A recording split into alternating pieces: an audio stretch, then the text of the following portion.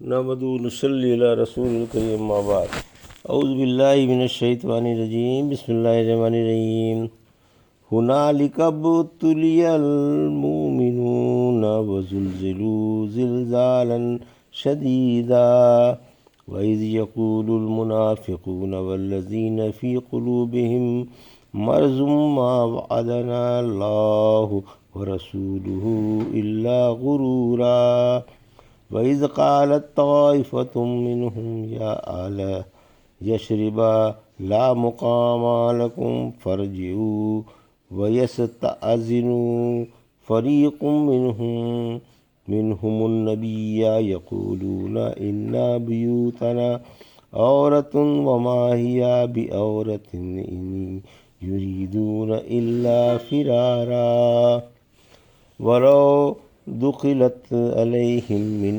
اقطارها ثم سئلوا الفتنة لآتوها وما تلبثوا بها إلا يسيرا ولقد كانوا عاهدوا الله من قبل لا يولون الأدبار وكان عهد الله مسؤولا قل لن ينفعكم الفرار ان فررتم من الموت او القتل وإذا لا تمتعون إلا قليلا قل من ذا الذي يعصمكم من الله إن أراد بكم سوءا أو أراد بكم رحمة ولا يجدون لهم من دون الله ولیًا ولا نصیرا۔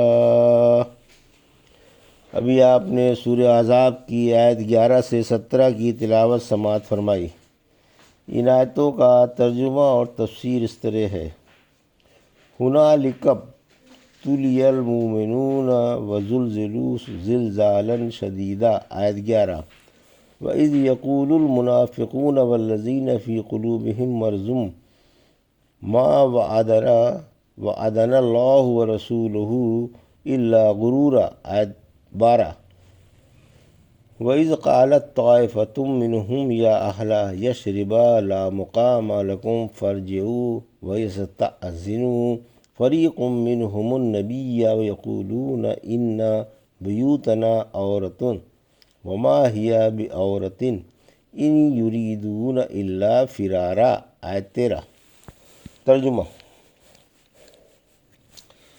یہیں ایمان والوں کی جانچ کی گئی اور انہیں خوب جھنجھوڑا گیا جب منافق اور وہ لوگ جن کے دلوں میں روگ تھا کہہ رہے تھے، ہم سے اللہ نے اور اس کے رسول نے جو وعدہ کیا ہے محض دھوکہ ہے، اور جب ان میں سے ایک جماعت نے کہا کہ اے یثرب والو، تمہارا ٹھہرنا ممکن نہیں، اس لیے لوٹ جاؤ، اور ان میں سے ایک گروہ نبی سے اجازت مانگ رہا تھا اور کہہ رہا تھا کہ ہمارے گھر ننگے ہیں، حالانکہ گھر ننگے نہ تھے، یہ تو محض بھاگنا چاہتے تھے۔ یہ تھا ترجمہ سورہ احزاب کی آیت 11 سے 13 کا۔ تفسیر: جنگ احزاب کے موقع پر مسلمانوں کی پریشانی، آیت 11۔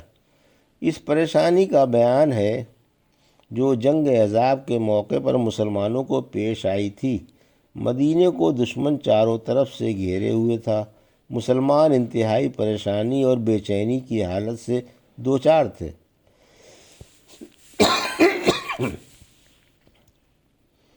حالانکہ اللہ کے نبی صلی اللہ علیہ وسلم بھی ان میں موجود تھے۔ اس وقت مسلمانوں کو جانچا جا رہا تھا، انہیں رسد بھی نہیں پہنچ رہی تھی اور خوب جھنجھوڑا جا رہا تھا، آیت 12-13۔ اس نازک دور میں نفاق ظاہر ہو گیا اور جن کے دلوں میں روگ پرورش پا رہا تھا انہوں نے اپنی خوب بڑھانکی اور بڑھ بڑھ کر کہنے لگے کہ اللہ کے رسول نے جو ہم سے وعدہ کیا تھا محض ہمیں دھوکہ دیا تھا۔ اس وقت منافقوں کا تو نفاق ظاہر ہو گیا اور جن کے دلوں میں شبہ اور تردد تھا اور ایمان کمزور تھا وہ بھی اپنی انتہائی پریشانی پر نگاہ ڈالتے ہوئے طرح طرح کے وسوسوں میں مبتلا ہو گئے، اور بعض لوگ کہنے لگے کہ اب مدینے میں ٹھہرنے کی کوئی صورت نہیں رہی۔ یثرب مدینے کو کہا جاتا ہے۔ جیسا کہ رحمت عالم صلی اللہ علیہ وسلم نے فرمایا، مسلمانوں مجھے خواب میں تمہاری ہجرت گاہ دکھا دی گئی ہے جو دو سنگلاخ میدانوں کے درمیان ہے۔ میرا ذہن ہجر کی طرف منتقل ہوا لیکن وہ یثرب ہے۔ پھر فرمایا یہاں ٹھہرنا ناممکن ہے، یعنی یہاں رحمت عالم صلی اللہ علیہ وسلم کے پاس اب ٹھہرنا مناسب نہیں ہے، آؤ اپنے اپنے گھر واپس لوٹ جائیں۔ پھر فرمایا کہ ان میں سے ایک جماعت اللہ کے رسول صلی اللہ علیہ وسلم سے اجازت مانگ رہی تھی، یہ بنی حارثہ تھے۔ انہوں نے یہ کہا تھا کہ ہمیں چوروں کا ڈر ہے، وہاں کوئی پہرے دار چوکی نہیں ہے، اور یہ عذر پیش کرنے والا اوس بن کنیتی تھا، اوس بن قزئی تھا۔ اس نے کہا ہمارے گھر ننگے ہیں، ان کی حفاظت کے لیے وہاں کوئی نہیں ہے جو انہیں دشمن کے زد سے بچائے۔ اس وقت دشمن کا بھی خطرہ لگا ہوا ہے۔ حق تعالیٰ نے فرمایا کہ یہ بات نہیں تھی بلکہ ان کے گھر محفوظ تھے، البتہ وہ اس بہانے سے میدان جنگ سے فرار ہونا چاہتے تھے۔ وَلَوْ دُخِلَتْ عَلَيْهِمْ مِنْ أَقْطَارِهَا ثُمَّ سُئِلُوا الْفِتْنَةَ لَآتَوْهَا وَمَا تَلَبَّثُوا بِهَا إِلَّا يَسِيرًا۔ آیت 14۔ وَلَقَدْ كَانُوا عَاهَدُوا اللَّهَ مِنْ قَبْلُ لَا يُوَلُّونَ الْأَدْبَارَ وَكَانَ عَهْدُ اللَّهِ مَسْئُولًا۔ آیت 15۔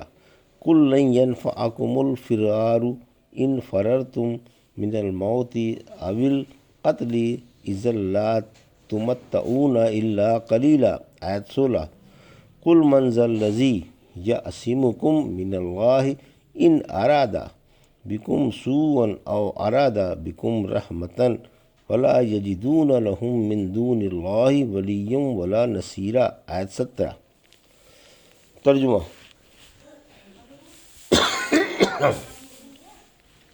اور اگر مدینے کے چاروں طرف سے ان پر لشکر داخل کیے جائیں پھر ان سے فتنے کا سوال کیا جائے تو یقیناً فتنے میں پڑ جائیں گے، اور فتنے میں پڑ جانے میں کچھ یوں ہی سا وقفہ کریں گے۔ بلا شبہ اس سے پہلے یہ اللہ سے عہد کر چکے تھے کہ پیٹھیں نہ پھیریں گے، اور اللہ سے باندھے ہوئے پیمان کی باز پرس یقیناً کی جائے گی۔ آپ فرما دیں اگر تم موت کے ڈر سے یا قتل کے ڈر سے بھاگو گے تو یہ بھاگنا تم کو ہرگز بھی فائدہ مند ثابت نہ ہوگا، اور اس وقت تم کو بہت کم فائدہ اٹھانے دیا جائے گا۔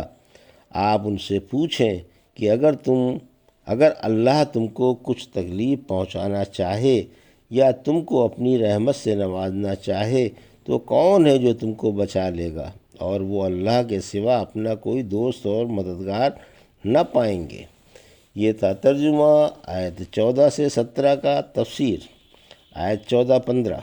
منافق ذرا سے خوف سے مرتد ہونے کو تیار ہے، یعنی اگر مدینے کے ہر گوشے اور ہر سمت سے ان پر دشمن چڑھ آئیں پھر ان سے کفر اختیار کرنے کو کہا جائے تو فوراً کفر اختیار کر لیں گے۔ افسوس ذرا سی پریشانی اور خوف سے ایمان کی حفاظت نہیں کرتے اور اس پر جمے نہیں رہتے۔ ان الفاظ سے انتہائی مذمت مقصود ہے۔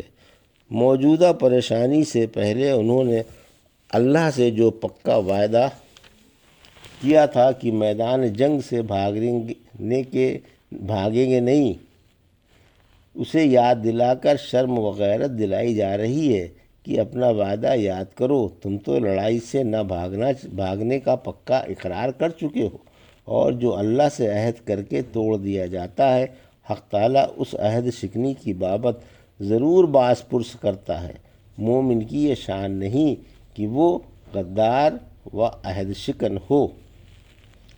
بھاگنے سے موت نہیں ٹلتی۔ آیت 16۔ یاد رکھو میدان جنگ سے بھاگنے سے تمہاری موتیں ٹل نہیں سکتی اور عمریں بڑھ نہیں سکتی، بلکہ بسا اوقات بزدلی بے خبری میں موت کے آغوش میں جلدی سے جا سلا دیتی ہے۔ دشمن تمہاری طاق میں ہوتا ہے اور غافل پا کر اچانک حملہ کر کے تمہیں موت کے گھاٹ اتار دیتا ہے۔ اس لیے اللہ نے فرمایا کہ بھاگ کھڑے ہونے کے بعد تم کو دنیا سے تھوڑا سا ہی فائدہ اٹھانے دیا جاتا ہے۔ سورہ نساء کی آیت 77 میں فرمایا آپ فرما دیں دنیا کا فائدہ تھوڑا سا ہے اور آخرت پرہیزگاروں کے لیے بہتر ہے۔ آیت 17 اللہ کی دی ہوئی مصیبت کو ٹالنے والا کوئی نہیں، یعنی اللہ کی بھیجی ہوئی مصیبت سے بچانے والا اور اس کی دی ہوئی رحمت کو روکنے والا کوئی نہیں۔ کسی کو اللہ کے سوا نہ کوئی پناہ دینے والا ہے اور نہ کوئی فریاد رسی کرنے والا۔